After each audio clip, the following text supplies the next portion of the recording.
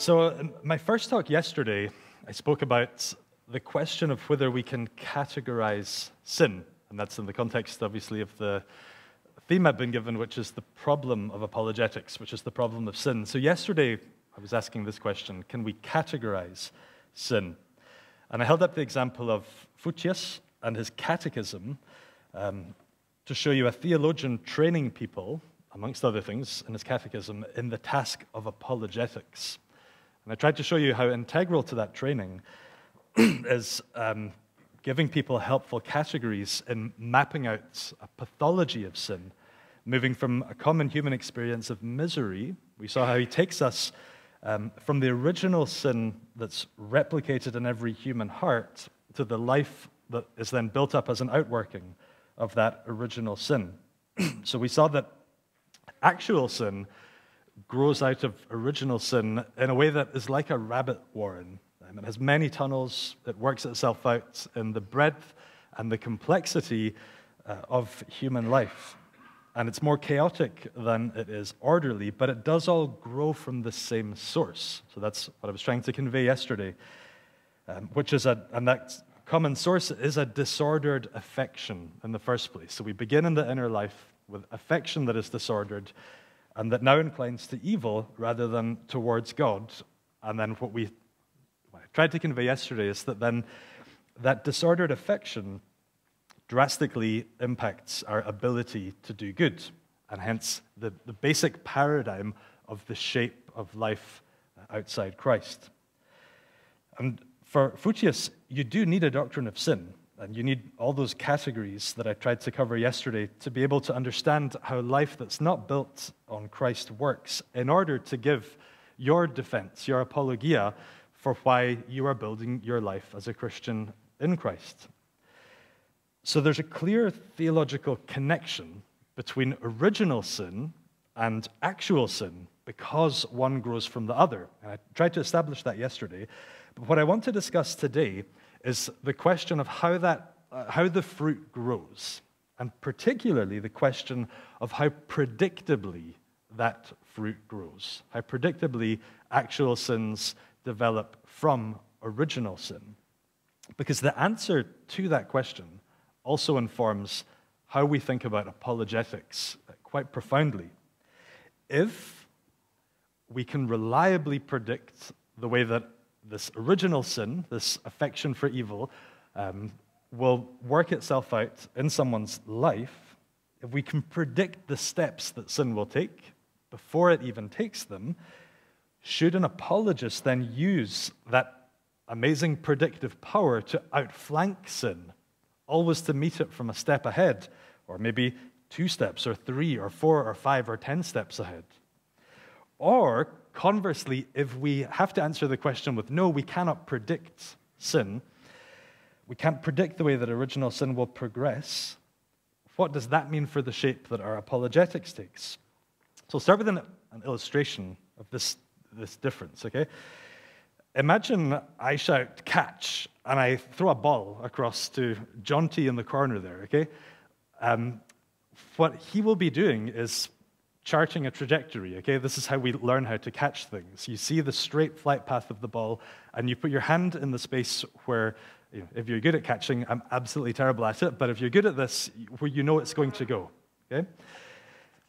Imagine, though, instead of picking up a ball and throwing it across the room and yelling, "Catch," I pick up a jar, and I open it, and I let a butterfly come out of it, and I say, "John T., catch!" And this butterfly then starts to fly erratically across the room in a way that butterflies do, which is a kind of defense mechanism to make butterflies hard to catch for their prey. It's just very unpredictable to non-butterflies where exactly this thing is going as it flies around the room. So the question is sin like a ball, okay, that's thrown across a room? Does it have a trajectory where you can foresee where it's going? Or is it more like the flight path of a butterfly, which is kind of here, there, and everywhere? It's very hard to catch in your hands. So I want to explore that difference, okay, that question today, by drawing on the second of my trio of Dutch Reformed theologians. So today it's Hermann Bavink. So I'm assuming that his name is better known to you than Gisbertus Futius, at least because everyone here now has a big stack of Bavinck books to read, having been here at the conference. So the question of whether we can predict the moves that sin makes was a real one to Bavinck, and in fact, it's something that his views shifted on quite significantly over the course of his lifetime.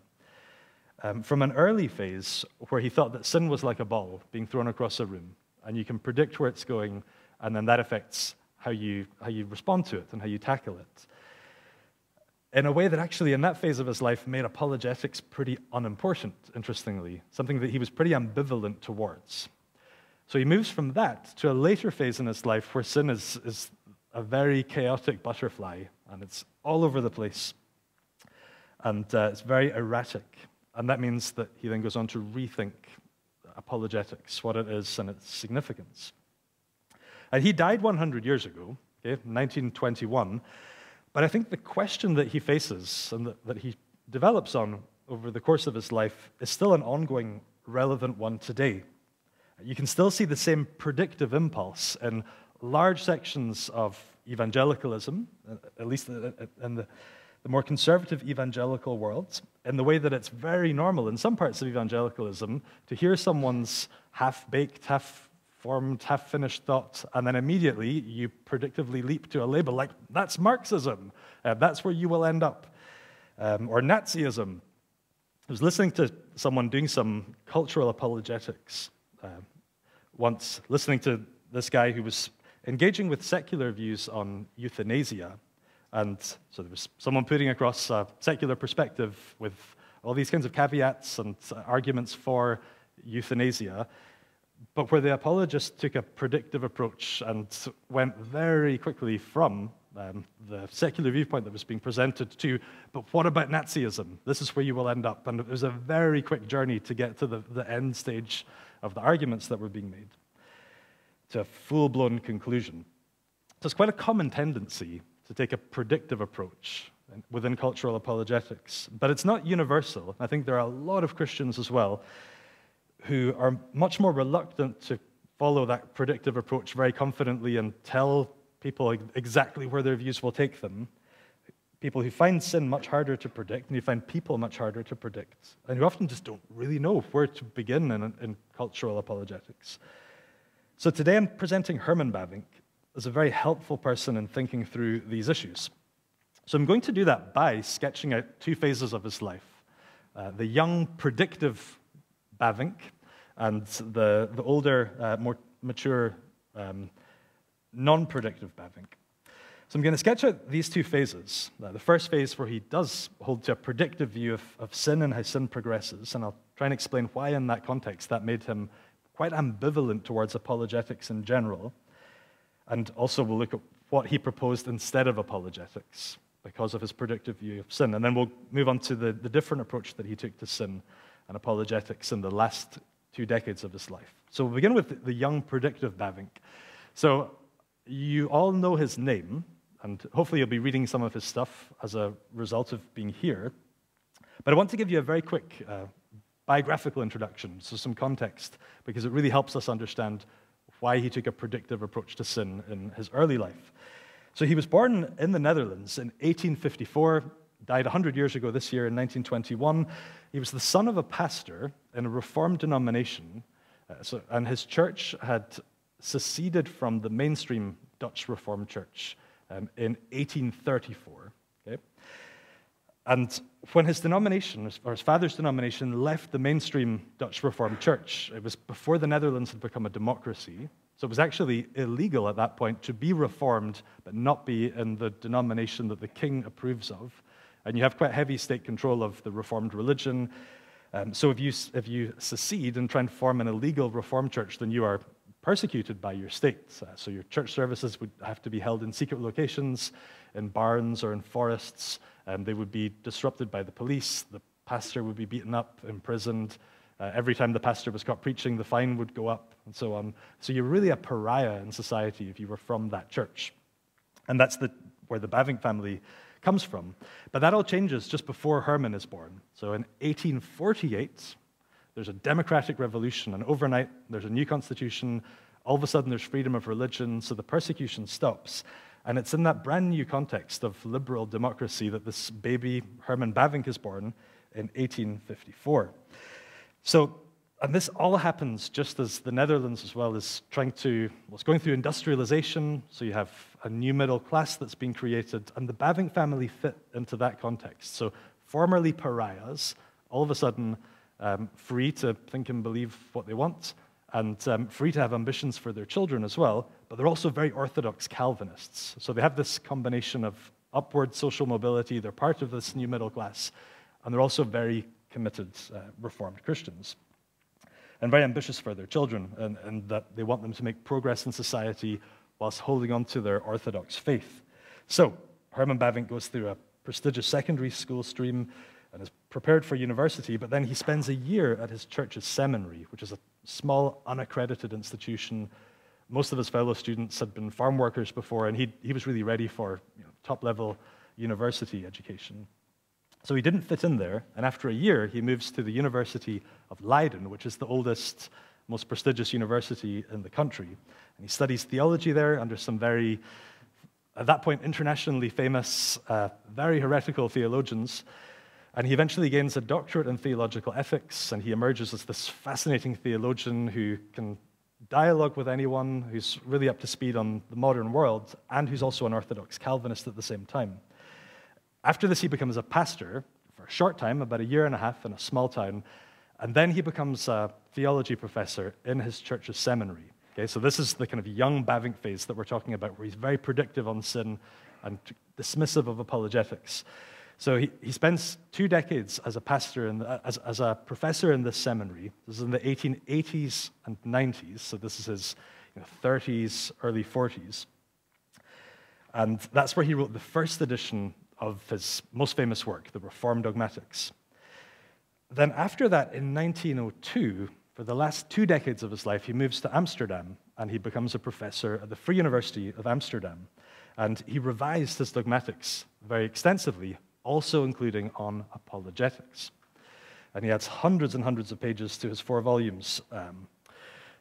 So over the course of his career, he's a really fascinating person. He's really a polymath. As well as a dogmatician, he was a travel writer, he was a member of parliament for a decade, he was the leader of a political party, he was an ethicist, he wrote a couple of biographies, he was a national newspaper editor for a while, he was a poet, he was a literary critic, a preacher. He's part of a team that prepared a new translation of the Bible in modern Dutch.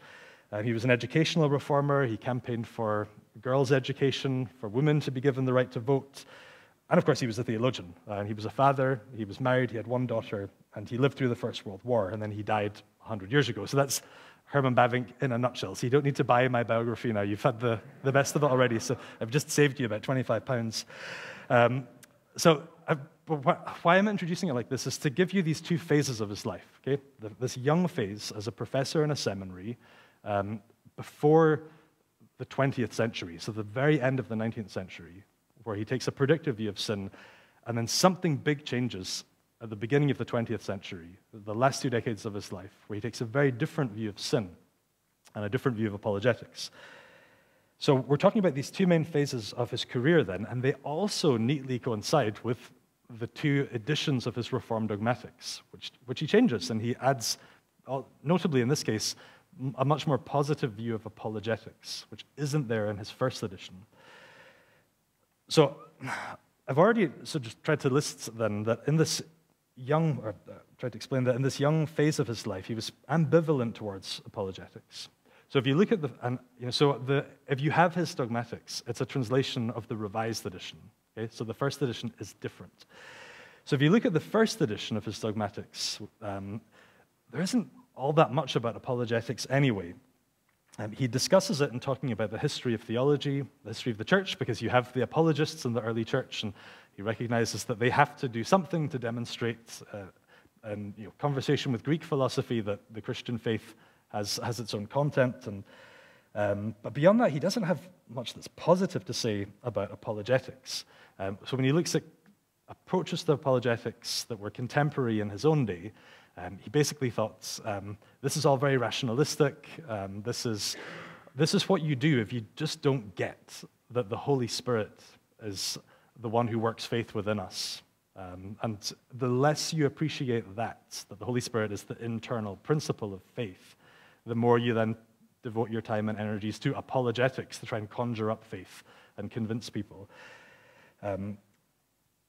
And then when you compare the first edition to the revised edition, which we have in English, you have a pretty different take on apologetics, that he's much less ambivalent, that you can think of good things to say about apologetics in general. And in some of his earliest writings, in this early phase, he's quite critical of some of his contemporaries for the time that they spend on apologetics, which he thought was not the great need of the day in the Netherlands in the 1880s and 1890s. So why didn't he think apologetics was all that important in those decades? So to grasp why the young Bavinck thought so, I have to introduce you to another figure, a guy called Groen van Prinsterer. Okay? Groen van Prinsterer, I've heard lots of English speakers call him, but Groen van Prinsterer. So he was born in 1801, died in 1876. And he died just as the young Bavinck had gone to Leiden to study. I once found one letter from Groen in Bavinck's archive. It's one of the earliest dated letters there, but the ink has faded badly, so it's very hard to tell if it's directed to Bavinck or whether it's just a keepsake. But it shows that in his early life that he really treasures something from this guy, Groen van Prinsterer. So who was Groen van Prinsterer? Well, he was a statesman rather than a theologian. He was a kind of political theorist / historian. He was a personal secretary to William of Orange. He was an educated member of the middle class, but who mingled with the aristocracy. And in 1847, so this is before Bavinck is born, he published a book that had a huge impact that's called Unbelief and Revolution. So this book had a huge impact on Dutch Calvinist culture, particularly on a young upstart called Abraham Kuyper, who ran with the ideas of the book and then shared them with an even younger student called Herman Bavink. So to understand the kind of impact of this book, you could think of, for example, in our culture, the sort of impact that Tom Holland's book, Dominion, has had. Okay? It's a historical book that sets out a provocative thesis about the formation of Western culture, that it's all shaped by Christianity. And it's the kind of book that really sets tongues wagging. Everyone's talking about it. It's a very widely read book. So Unbelief and Revolution was like Dominion and the kind of impact that it had amongst Dutch Calvinists. So the book Unbelief and Revolution does two things. On the one hand, it gives you a history of the events of the French Revolution, okay, and a dramatically told, very articulate history. And on the other hand, it gives you an account of how moral laws work in history. So it's like a theory of how history works, that history is driven and shaped by moral laws. In the same way that you have laws of nature that affect how things happen in the physical world, there are also moral laws that affect how history develops. Where in this book you begin with a predictive sense of starting with a presupposition and then confidently predicting where that presupposition will go, what it will lead to throughout history. So this book tells you not only what happened in France, in the French Revolution, but why it happened, okay? And gives you a very confident sense of why this happened. And what made that book so compelling was precisely the combination of a particular way of explaining human psychology, or for a Calvinist like Groen, really explaining sin. And alongside that, it gave you a rich, detailed, compelling retelling of recent frightful history in a way that acts as a case study that shows you exactly how his theory of presuppositions and consequences really works in the world. Now, the French Revolution might seem very distant to you if you know much about it at all. It was a bloody, violent, chaotic revolution. And in Bavinck's day, it was still recent history, living memory. The Napoleonic forces had occupied the Netherlands not too many decades before Herman Bavink was born. So it's all within living memory for him as he's growing up and as he's very receptive to these ideas that there are moral laws that exist and that they guide how people act. So in Bavink's first teenage journal, there's an amazing acrostic poem about Napoleon. Okay? So, the Napoleonic forces leave the Netherlands in 1813. In 1874, this teenager, Herman Bavink, is writing anti-Napoleon poetry. Okay? It goes like this. So you have to focus for the first letter on each line. Netherlands scourge, and this is my English translation of it. So, Netherlands scourge, slayer of men, a sore of poverty, ending rest then, plaguing mankind, you breeder of war, O vermin, O thief who lies evermore, land's corrupter, Almighty's great foe, ender of marriages, stirrer of woe, O monster, fit for hell all the same, notice these letters, they spell out your name. I don't know which long-dead tyrants you wrote your poetry about when you were 15 years old, but there's a certain sense in which, in terms of how people think about history, Groen created an elaborate myth of the French Revolution, and it gave Dutch Calvinists a framework for thinking about it that gave them quite a powerful sense of agency. This happened there, we understand why. We need to stop it happening here as well. We have to follow the same predictive path in order to combat Napoleon and the values of the French Revolution in our own country. And his work was powerful enough in affecting how Dutch Calvinists thought about this that even then, in the 1870s, 30 years after the book came out, after Unbelief and Revolution came out, the teenage Hermann Bavink is writing out anti-Napoleon acrostics. So you have a teenager like this, decades on, writing anti-Napoleon poetry. So what is Groen's take on the French Revolution then? Well, it all begins with a rejection of the gospel. Okay? And then that rejection of the gospel leads to a predictable, methodical, systematic rejection of the consequences of the gospel. So it's a rejection of the lordship of Christ from every square inch of our existence, from every sphere of life. So according to Groen, the French Revolution is the consistent outworking of no God and no master across all of life. So he presents a retelling of the revolution in a way that points to logical consistency in how every detail transpired. Defying royal will, proclaiming a national assembly with the people as sovereign, the church and the clergy being reduced to civil service, the monarchy being done away with, a central government that then acts as though it's omnipotent, dissent becoming a capital crime, and an endless cycle of revolution, of coup d'etat, becoming the normal way that we do things, and a lot of death. The reign of terror, Robespierre, the attempt to force an Enlightenment utopia on a culture at all costs. Napoleon arising at exactly the time he does. In this book, all of those events are interconnected. And they're not accidental, they're not haphazard, but they're all an outworking of predictable moral laws. Because, Groen thought, the starting point determines the conclusion and determines every step of the way as well. There's a really great summary of Groen's approach by Harry van Dyck, who writes, in effect, Groen says, tell me what you believe, and I shall tell you where you will end up. Okay? And that's a recognizable impulse today. Tell me what you believe, and I'll slap the label on it that I think shows where you will end up. And all of this was of tremendous practical consequence to young Dutch people like Hermann Bavink, who find that story and the logic within it so compelling. It makes you very aware of the reality of and the importance of presuppositions and starting points. And it makes you think a lot about the laws of logic that then determine how those presuppositions become real in the real world. But in Bavink's case, it made him quite ambivalent to the task of apologetics, interestingly, in the 1880s and 90s, in his first 2 decades working as a theologian. Now, it's not the case that he was indifferent to apologetics because things were going really swimmingly for Christianity and it had no challengers. Not at all. So Dutch culture had been de-Christianizing rapidly since the 1860s. So there was a novel that came out by a guy called Multatuli. So he was the first Dutch openly atheist great writer. And he wrote a novel that was anti-Christian, anti-Calvinist, pro-atheist, anti-colonial. And that was wildly successful. And it gave rise to a lot of growth in atheism. Bavink heard this guy speak when he was a student in Leiden and saw lots of his friends become deeply impressed with atheism.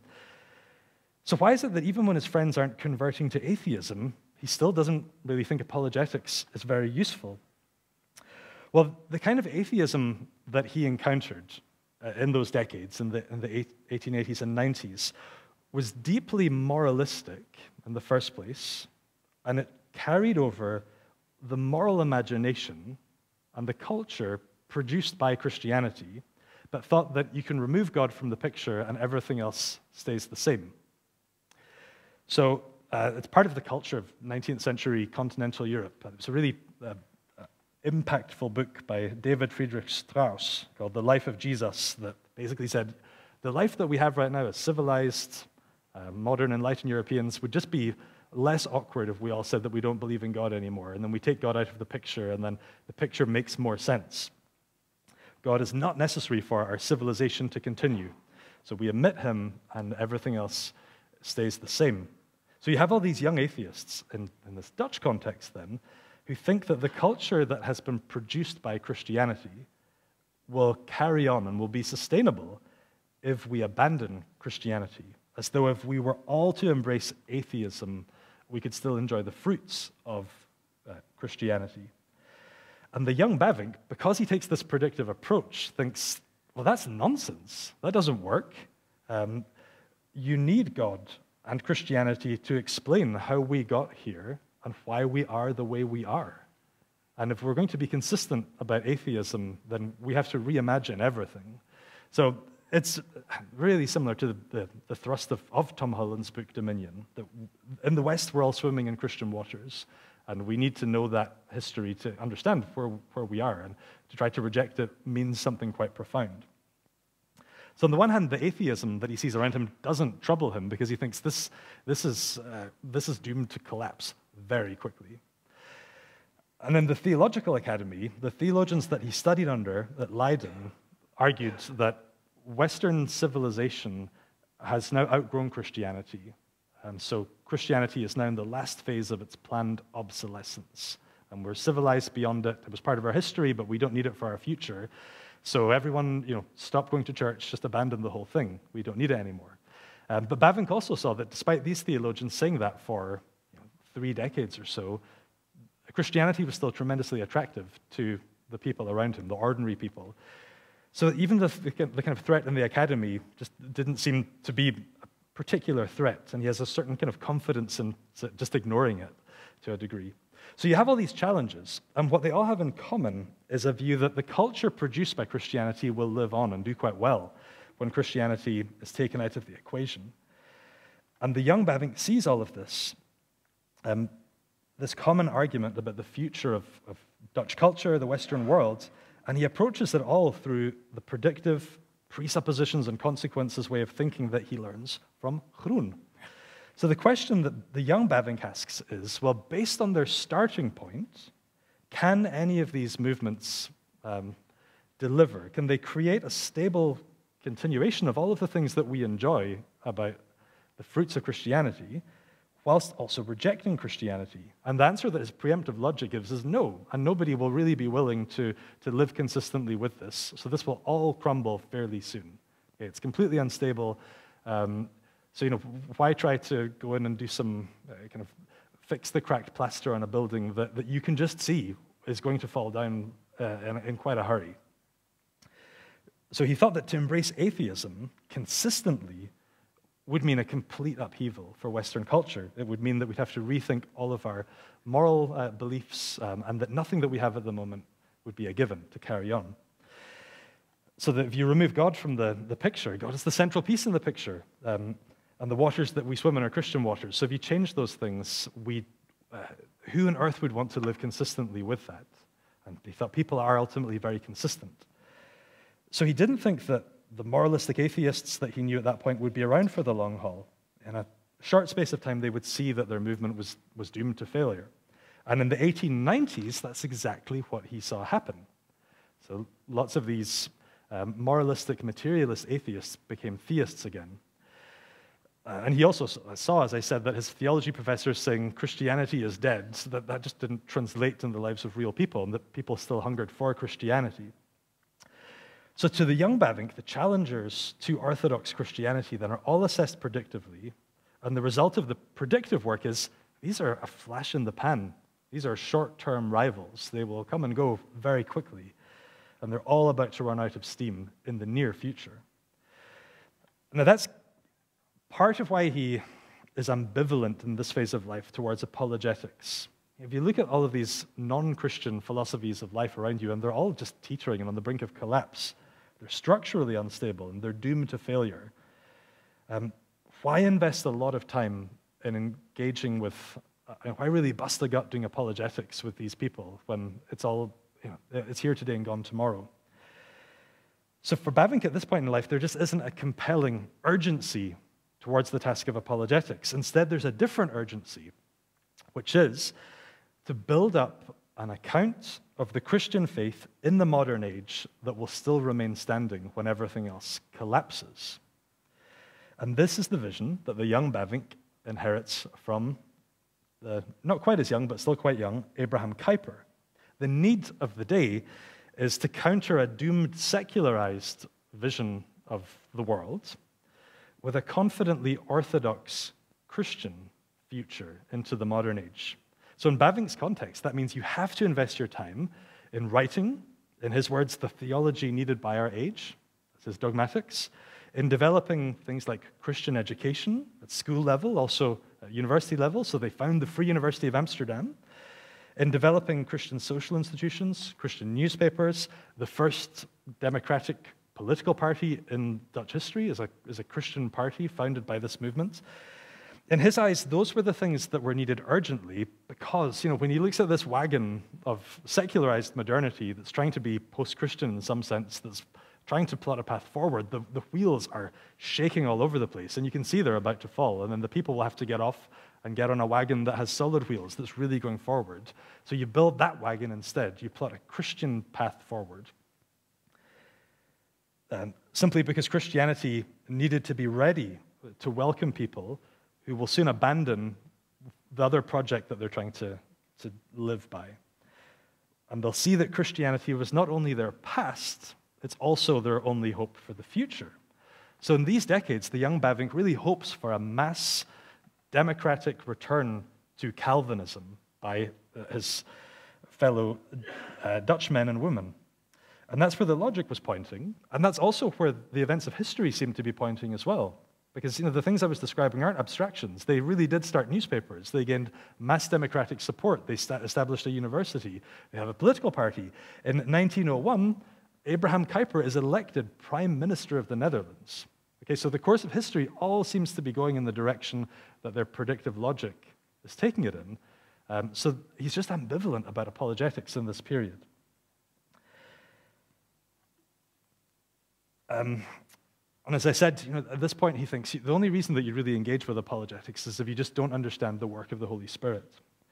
So one of his very first books in the early 1880s, he's quite critical towards one of his contemporaries who invested a lot of time in apologetics. So this book was written as a guide to the theology of a really obscure figure. I'm throwing them all out there today. A guy called Daniel Chantapie de la Saussure. And Bavinck critiques him by saying he's wasting his time with all this apologetic stuff. De la Saussure tries to go and stand on this non-Christian ground with these non-Christians in order to pull them back. But why even get in the building? Why even step onto that terrain? It's a waste of time. He doesn't understand the connection between presuppositions and conclusions. He doesn't even understand the connection between his own presuppositions and conclusions. I think the clearest statement of his ambivalence towards apologetics in this young phase is at the very end of it. So he wrote a book that's published in English called The Certainty of Faith. It came out in 1901. So this is the very end of this ambivalent phase. So he wrote this. It's quite a long quote, but it's an important one. No one maintains the existence of God, the immortality of the soul, the mediatorship of Christ, the authority of Scripture, and many other beliefs on the basis of rational arguments. Proofs come after the fact in every religion. They don't lead the way, but they trail behind. They are conceived for those who don't believe. When speaking to an unbeliever, a believer cannot be content to assert, I believe and therefore it is true. He must seek grounds, not for the sake of his own faith, but to make it more acceptable to an outsider, to silence criticism and remove all excuses for unbelief. Apologetics is the fruit, never the root of faith. And this is where you start to see him getting kind of not just ambivalent, but there's a real critique here. The arguments by which the apologist seeks to promulgate and confirm his faith are often rather flimsy. If it had to rest on these arguments, his faith would be built on a very weak foundation. But his faith is rooted much deeper than in these after-the-fact reasonings. We do not obtain or maintain our deepest convictions, our world and life view, by way of scientific demonstration. These are not the product of understanding or of the will. These beliefs are located deeper in the depths of the soul, in the heart. They are part of man himself. They are, as it were, part of his essence. They are him. The shape of one's thought is often nothing more than the history of his heart. Okay? So apologetics is just not that important in this phase. And this is still in 1901. But very quickly, something dramatic changes. So he's willing to grant some very limited use to apologetics in this early phase. Certainly not the foundation upon which you can build a stable life of faith. You can't build let's say, a household of faith on apologetics. But if you need some particular comforting furniture for one of the rooms of the house, apologetics can be that furniture for your bad back or whatever. But it won't convert anyone. It won't get anyone into the house. So he has pretty low expectations of apologetics. But then we move on to the mature, non-predictive Bavinck. So he changes very strikingly and quite quickly on apologetics within a year, actually, of the statement that I just read. And where his apologetics, his expectations of it are still maybe humble more so than dramatic, but they're notably more positive. And it becomes more positively emphasized in his writings. And he actually, by his example, becomes a very prominent public apologist for Christianity over against unbelief. So what changed? I'll introduce you to another figure who's certainly not obscure. I'm sure most of you will have heard of him. Friedrich Nietzsche. So Nietzsche is what changed. Nietzsche was a German atheist philosopher, and he died in the year 1900. In his own lifetime, he was a really obscure figure in the Netherlands. Hardly anyone wrote about him. People didn't really take him seriously. But after he died, he suddenly and surprisingly became very popular in the Netherlands. So if you look at the number of references to him in Dutch literature while he's alive, I mean, you can almost count it on single figures. There is so little, and then when you look at the number of references after 1900, it's just huge. So it's a real explosion of interest in Nietzsche. When Nietzsche was alive, Bavinck hardly interacted with him. I think what you can see is that he knew book titles and assumed what was in the books, but hadn't read the books. So he's very obscure. And then what comes next, though, after Nietzsche's death, really blindsided Bavinck. He just did not foresee everything that was about to change. Now, Bavinck had faced atheism before for 2 decades, but it was not threatening enough to make him think, I need to do some apologetics here. But Nietzsche proposes a completely different kind of atheism. It's a very novel atheism. And it's the kind of atheism that Bavinck thought no atheist would ever actually propose, which in Bavinck's terms is consistent atheism. If there is no God, we have to revalue all values, and we have to reshape everything, and we have no idea where this will go. Okay? So Nietzsche's atheism is explicitly a wholesale, radical departure from theism. And it was unlike anything that had come before. If God was dead, Nietzsche argued, we have to revalue all moral values. And we're under no obligation to carry over anything that we have received from theism. And the reason we do that is because now we don't see Jesus as a kind of nice, benign myth or something like that. We now hate Jesus. Jesus is precisely the problem with Western culture. So if you look at the atheist Bavinck interacted with before, they might have said Jesus didn't exist, but we still kind of like him. Whereas for the Nietzschean atheists, Jesus is the thing that we need to root out, and we need to reform everything in an anti-Christ way. So his atheism isn't a kind of next progress in our development with Christianity is how we got here. Nietzsche's atheism is an undoing of the history of Western culture, of the influence of Jesus on our society.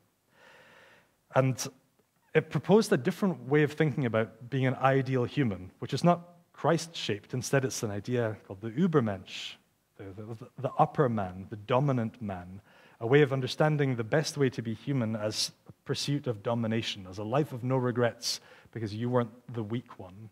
You were the superior one.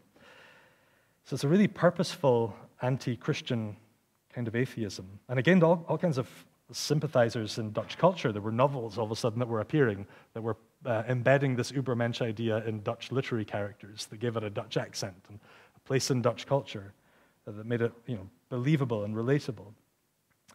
Now, this made Bavinck meant that he had to rethink how he stood alongside his theological adversaries, as he had, he'd really been engaged in all kinds of intra-theological debates in the previous 2 decades.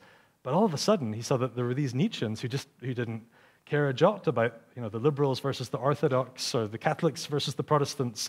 The whole thing is the fruit of Jesus in Western society, and the whole thing, this is all a tree that we need to chop down at the root. So all of a sudden, Bavinck realizes that actually Christianity, in a more generic sense, needs some public apologetics in a way that he hadn't thought about before in the previous 2 decades. Because if you don't have basic apologetics for faith versus unbelief, it doesn't really matter how much time you spend defending Calvinism over Catholicism if someone's about to chop down the tree at its very base, and then everything will topple anyway. So he needs to start thinking about this in a different kind of way. So he sees that the culture around him has changed, and that he's now in a new age, in the age of Nietzsche, where he realizes that people are actually much happier to maintain chaos and inconsistency than he previously assumed.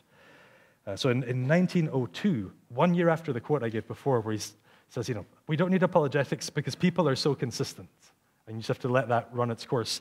A year after that, he writes that in his moral philosophy, he realizes Nietzsche has only given voice to what lived unconsciously in many hearts. So he realizes, I got my people wrong. I misunderstood them. They're much less consistent than I thought they were. And Nietzsche is the one who's tapped into that and given voice to it. So culture has changed, and the theology of the day faces new questions and challenges and has new needs. So that, for example, is the context of the orange Bavinck book that you've been given, Christian Worldview. This is why Bavinck needs to present a kind of basic apologetic for why not have an atheist worldview, why have a theistic worldview, and why is Christianity the thing that you need for that. So that's why a book like that is classic, mature Bavinck or later Bavinck. And he didn't set Calvinism and Christianity in tension, so he hasn't become a kind of generic Christian, but he understands that you have to think about apologetics in a different way. So you have different layers. So you have your apology for why you're Reformed, but you also have to have an apology for why you're a theist, and then apology for why you're a Christian. Okay, so he really starts to think in new ways, and it shapes his work. So all of a sudden, for every book that he puts out that's about being Reformed, there's also another book that comes out that has Christian in the title. So Christian Science, or Christian Scholarship, Christian Worldview. He writes a book called Christianity, and also keeps on writing about Calvinism as well. But that's not something you see in the early phase. So you really see where his thought shifts in this phase, in 1904, because Unbelief and Revolution was reissued, and Bavinck was asked to write the foreword to it. I'm not sure if they expected what they got in the foreword, given that he was a real advocate of this way of thinking earlier in his life. As I said before, Unbelief and Revolution guides you through the history of the French Revolution and its values, setting it up as a life system that systemically excludes Christ's lordship from every sphere of your human existence, and that inspires the tradition of anti-revolutionary Dutch politics that Bavinck lives within. And that sets up a way of thinking about politics, about Christianity, that is, Christianity needs to be a systematic response to a very methodical foe, which is the progress of sin in our world and in the lives of people who reject the gospel. So the French Revolution has a relentless de-Christianizing logic, predictable, and it will progress predictably through society. And we as anti-revolutionaries fight against it methodically with a relentless Christianizing logic, and we'll set up our own Calvinistic life system. And Bavinck had been very receptive to those ideas in that early phase, but by 1904, when he writes the foreword to this new edition of Unbelief and Revolution, he's much more aware of what he saw to be the flaws in that predictive approach. So he continues to appreciate Groen, but he now is critical of precisely the predictability of how original sin translates into actual sins, as though people will always live and act consistently with their right or wrong presuppositions. So he writes in this foreword that Groen believed not only in the laws of nature, but also without fatalism in the laws of the moral world. And he writes this now as critique rather than observation. So by this point, within 4 years of Nietzsche's death, and with the astonishing mass popularity of Nietzsche that seemed to come out of nowhere, he now accepted that life in a fallen creation is much messier than he previously thought, and it's much more surprising. So he admitted that there is a certain force of logic in not just the events of nature, but also the events of history. So he admitted that there is that, okay, and that it's not outlandish to posit that. But he also said that this force of nature, or this force of moral law, is always frustrated, he said, by the gifts and needs of men and the ordinances of God. So he now perceived that sin was still systemic, it still affects everything, but it's not systematic in how it goes about its business. Sin is not orderly. Sin is anomalous and it's chaotic and it's not methodical. It's mad instead. So it's systemic but not systematic in how it goes about what it does. So, when James gave his first sermon yesterday and he spoke about the inconsistency of the humanist funerals that he'd seen, that's exactly the point that Bavinck makes. People are not consistent. Precisely because of the nature of sin, because sin is anomalous, because it doesn't have a logical reason to exist, it doesn't have a logical operative cause. So instead, it's inherently disorderly. And that means that it's really hard to predict disorderly things. It's like the most erratic evil butterfly that you've ever seen flying around, rather than just that really superbly thrown ball that someone will definitely catch. So part of what he sees is actually about sin itself. That sin stops us from being logical, and that's precisely the nature of being a sinner, is that you're wildly inconsistent. But also there's a counterpoint to this in how he understands how grace works as well, particularly the doctrine of common grace, that God gives good gifts to all people, regardless of whether they are believers or not. And the thing with common grace is that God is too gracious to human beings to let us always live consistently with our fallen nature, with our original sin. God is too gracious to let us be the worst version of ourselves that our starting point would logically take us to. And in fact, if there were no common grace as a restraining hand on us as people in whom Adam's original sin has been replicated, if there were no restraining hand, which is a feature of the doctrine of common grace, then we would already be in hell. Okay? This would not be the world in which we live.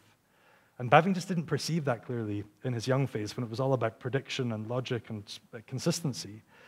Instead, he now connects the doctrine of common grace to the doctrine of actual sin and the doctrine of original sin, I think more thoughtfully, in a way that just his own experience to revisit. So he now saw that people are inconsistent, not just because they're sinners, but because God is gracious. God's too gracious to let us live out our original sin consistently. And sometimes that hand of restraint is removed more, and sometimes it's held very tightly. But we just can't predict the workings of God's grace like that. And once you make that kind of doctrinal shift that Bavinck does, it's really hard to find this absolute predictive model compelling anymore, even if he can say, yes, theoretically there is a certain logic to this, but sin and grace really knock the wind out of its sails.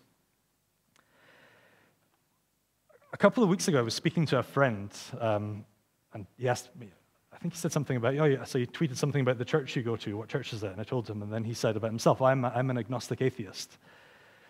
And so my friend he's a really thoughtful guy, exhibits a lot of virtue, is someone whose friendship I really value. But when he tells me this, I'm an agnostic atheist, immediately, there are two guardian angel apologists on my shoulders. Okay? On my right shoulder, there's this tiny angelic Groen van Prinsterer. He says, that's it, he's going down. And this is an inconsistency. He's told you what he believes, and one of those things has to cancel out the other. Your job now is to he's told you what he believes, show him where he will end up. And that, my friend, is communist Romania or atheist North Korea. On the other shoulder, there's this mature Hermann Bavink, kind of fluttering with his guardian apologist angel wings. He says something very different. He says, exactly, people are very inconsistent. The reason that he has told you this is precisely because of common grace and original sin being outworked in actual sin. So which voice do I listen to? So the key difference in how the mature Bavinck emerges like this is that the predictive Bavinck, the young Bavinck, moves from the presentation of unbelief forward to a predicted final outcome. But the mature Bavinck does something different. He moves between the presentation of unbelief that you have before you and the one thing that we can say with certainty, which isn't the exact shape of the final outcome. It's actually the reason that this unbelief is there in the first place, which is that this person has a knowledge of God that is being suppressed. This person has a sensus divinitatis, a sense of the divine that God constantly imparts. There are always fresh drops of it being shed on my friend, as there is for every other human being on the face of the planet. But deep within our psychology, our psychological makeup, there is this knowledge of God, and everything that comes after is a disordered suppression of what we really know. So the mature Bavinck at least says, instead of moving from the presentation of and the admission of unbelief, this person telling me in 1 Peter 3:15 terms, this is my philosophy of life, what's the reason for the hope that you have? The mature Bavinck says, move between the presentation of unbelief, to do your apologetics, to do it gently, with respect, without fear, move between that and the thing that you do really know, absolutely, which is what Romans 1 teaches us about the knowledge of God that's implanted. So how do you do that? Well, in practical terms for Bavinck, it means be a good friend, be a listener, talk with people about, oh, so that's what you believe, why? And then explore this with them.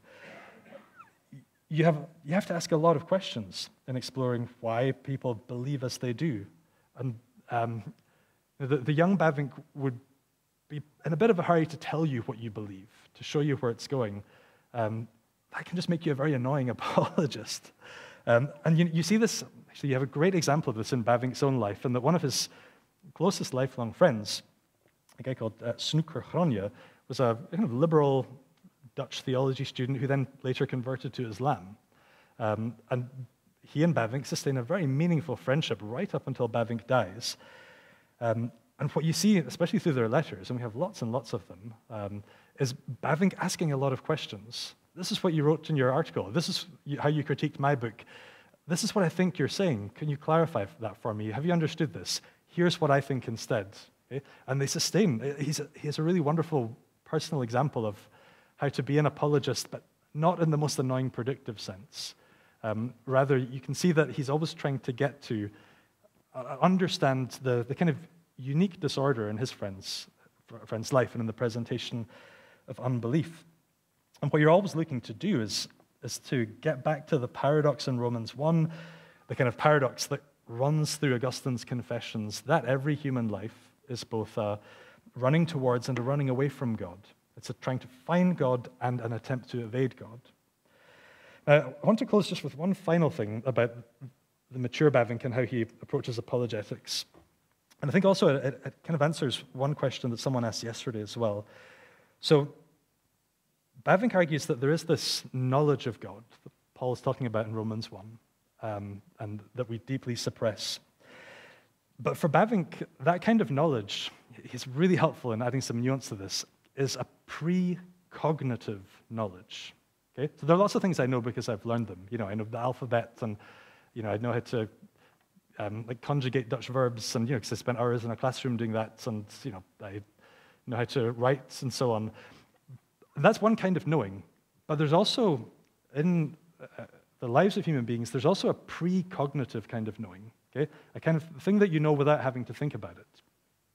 And you might think, well, that all sounds kind of airy-fairy and unprovable. But the first port of call for Bavinck on this is your self-consciousness. Okay?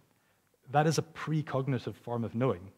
You don't sit down and reason yourself, as a small child into, I have to learn that I exist and that I am me, that I am self-conscious. In fact, I have a consciousness of myself that I simply inhabit. Okay? I cannot but inhabit it. Okay? So it's precognitive. You don't grasp it at some point. You know it immediately. You inhabit and assume it. I've 4 children. I didn't have to sit down with them at any point and teach them that they are self-conscious in a way that, try to correct their grammar and make sure they don't split their infinitives and make sure that they understand that it's important to eat their greens and all that kind of stuff. Okay? You don't have to teach this. It's simply there. So there is self-consciousness, and we all accept that. And philosophically, we know that we can't prove it empirically either, but we don't need to. You can't exit your self-consciousness to test it from the outside. But it's precognitive knowledge, and we all have that, and we all accept it. But for Bavinck, alongside self-consciousness, there's also God-consciousness. Okay? Zelfbewusstsein, Godsbewusstsein. So there's also a precognitive knowledge of God that's equivalent to the kind of knowledge that you have of yourself, that you are. Okay? And he sees this as rooted in Augustine. What does Augustine want to know above all things? The soul and God. He wants to know his own self-consciousness and have God consciousness. He wants it to be just as immediate and incontrovertible and just there in his knowledge that God is as well as that he is. So God consciousness is this thing that we suppress for the mature Bavinck. It's a really helpful insight. If there had been no original sin, your God consciousness would be just as constant and powerful and operative and immediative as your self-consciousness is. You would know that God is just as certainly, as indubitably, as immediately, in the same precognitive way that you know that you are. So you would have that just that awareness of God. Okay? So if you want to find a human who is perfectly conscious of God, you have to find the one human in whom Adam's original sin hasn't been passed across. And there you find Jesus. And you see what it looks like to live a life that is perfectly aware of God as well as aware of having self-consciousness in that sense. So yesterday someone asked, and I think it's great that at this kind of conference we can just ask questions openly. Like, I don't recall knowing that I was suppressing the knowledge of God before I became a Christian. But Bavinck says that's exactly the point, because it's precognitive in the first place. And the disorder that we're trying to help people see in apologetics is that we actually use our self-consciousness to suppress our God consciousness. We forget something so deep within ourselves, and that's where the misery really begins. That at the very heart of things, at this deep level, where we really are stretched to find words to describe it, we're out of sync with what we were made to be and what we were made to know. And Christianity makes you aware of that. That's why Augustine wants to know the self or the soul and God. And that's what makes the Christian faith so compelling to him. So I'm going to stop there with this today with Herman. Tomorrow, pick up in the third talk with his nephew, Johann Hermann Bavink, who again takes all of this thinking a step further forward in apologetics in terms of, how we develop this kind of psychologized approach to apologetics that's actually very deeply Augustinian. So, thank you for listening.